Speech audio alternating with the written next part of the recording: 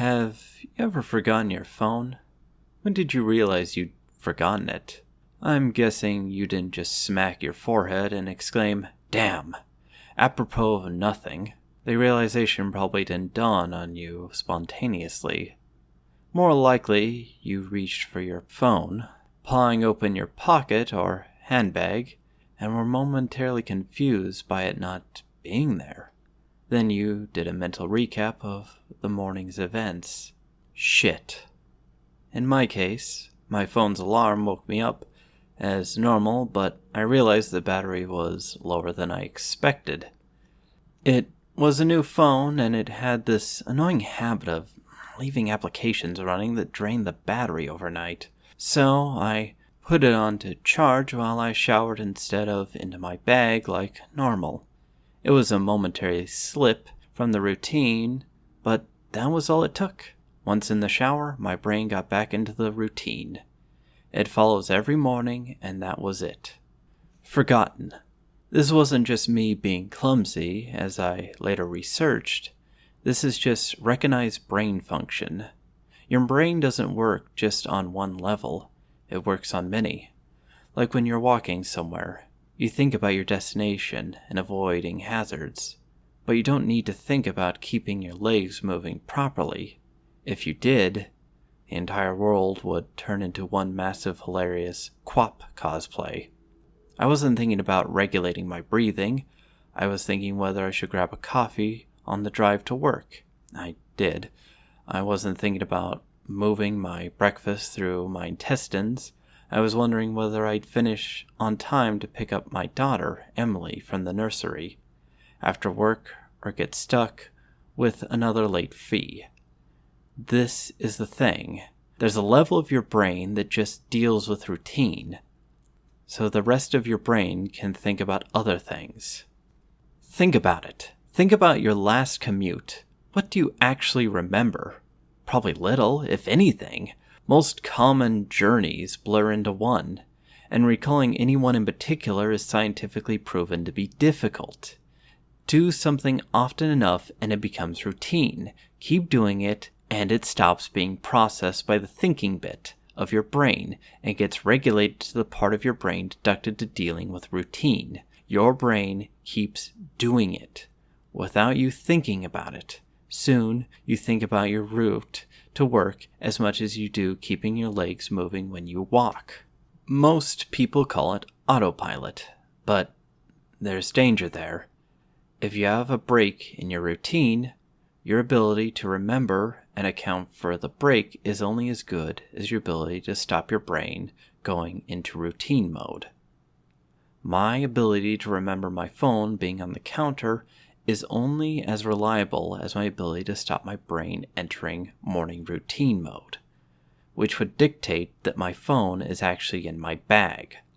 But I didn't stop my brain entering routine mode. I got into the shower as normal. Routine started. Exception forgotten. Autopilot engaged. My brain was back in the routine. I showered, I shaved, the radio forecasted amazing weather, I gave Emily her breakfast and loaded her into the car. She was so adorable that morning. She complained about the bad sun in the morning, blinding her, saying it stopped her having a little sleep on the way to nursery, and left. That was the routine. It didn't matter that my phone was on the counter. Charging silently, my brain was in the routine, and in the routine, my phone was in my bag. This is why I forgot my phone. Not clumsiness, not negligence, nothing. More my brain entering routine mode and overriding the exception. Autopilot engaged. I left for work. It's a sweltering hot day already. The bad sun had been burning since before my traitorously absent phone woke me. The steering wheel was burning hot to the touch. When I sat down, I think I heard Emily shift over behind my driver's seat to get out of the glare. But I got to work, submitted the report, attended the morning meeting. It's not until I took a quick coffee break and reached for my phone that the illusion shattered. I did a mental restep. I remembered the dying battery. I remembered putting it on the charge. I remembered leaving it there. My phone was on the counter. Autopilot disengaged. Again, there lies the danger. Until you have that moment, the moment you reach for your phone and shatter the illusion, that part of your brain is still in routine mode. It has no reason to question the facts of the routine. That's why it's a routine. The act of repetition is not as if anyone could say, "Why don't you remember your phone?" Didn't occur to you. How could you forget? You must be negligent. This is to miss the point. My brain was telling me the routine was completed as normal, despite the fact that it wasn't. It wasn't that I forgot my phone, according to my brain. According to the routine, my phone was in my bag. Why would I think to question it? Why would I check? Why would I suddenly remember out of nowhere that my phone was on the counter? My brain was wired into the routine, and the routine was that my phone was in my bag. The day continued to bake. The morning haze gave way to the relentless fever heat of the afternoon. Tarmac bubbled. The direct beams of heat threatened to crack the pavement. People swapped coffees for iced smoothies. Jackets discarded, sleeves rolled up, ties loosened, brows mopped. The parks slowly filled with sunbathers and barbecues. Window frames threatened to warp. The thermometer continued to swell. Thank fuck the offices were air-conditioned. But, as ever, the furnace of the day gave way to a cooler evening. Another day, another dollar. Still cursing myself for forgetting my phone. I drove home. The day's heat had baked the inside of the car, releasing a horrible smell from somewhere. When I arrived on the driveway, the stones crunching comfortably under my tire, my wife greeted me at the door. "Where's Emily?" Fuck. As if the phone wasn't bad enough. After everything, I'd left Emily at the fucking nursery after all. I immediately sped back to the nursery. I got to the door and started practicing my excuses, wondering vainly if I could charm my way out of a late fee. I saw a piece of paper stuck to the door.